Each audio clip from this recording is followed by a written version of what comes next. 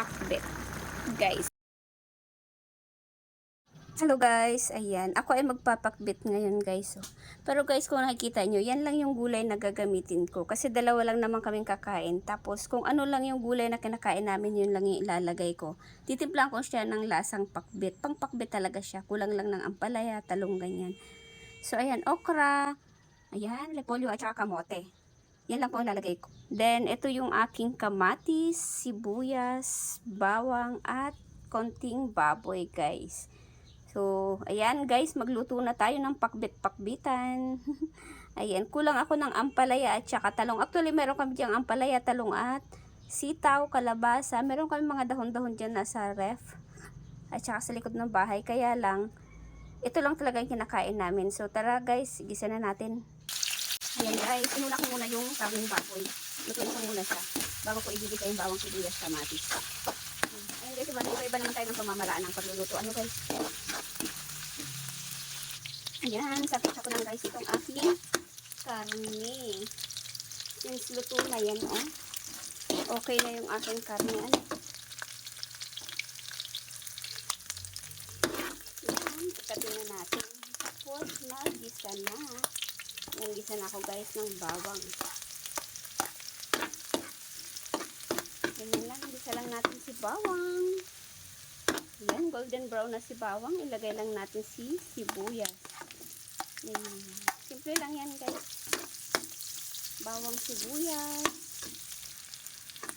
Yan.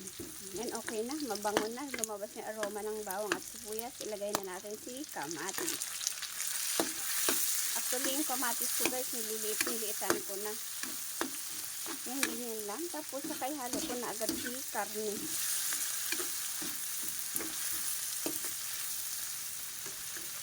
Tapos, ito, alam na guys, ang ating bagoong para sa ating, yan, lagyan ko na siya ng bagoong. Para malasa guys, lagyan ko siya ng 2 sandok.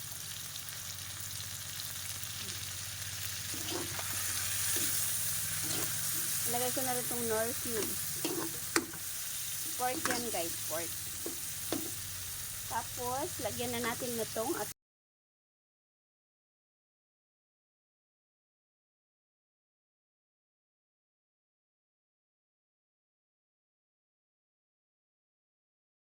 ayan, pwede na natin ilagay ang ating kamote. Kamayin ko na ito guys. Kamote. Ayan. Simple lang to guys. Ano lang. Yan, ganyan lang yung way ng pagluluto ko nitong pakbet. Dito po sa Nueva Ecija, ang pakbet ay may kamote. Ayan. Ilagay ko na si kamote.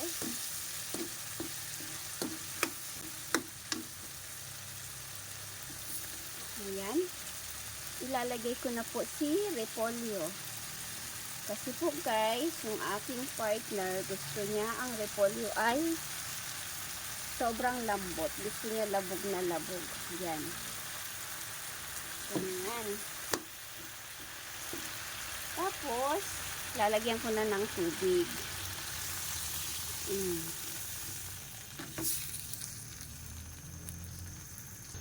Ayan guys. Kung napansin nyo, maraming tubig. Pero po yan ay matutuyo mamaya. So, antayin lang po natin na maluto yung kamote at repolyo. Takpan natin.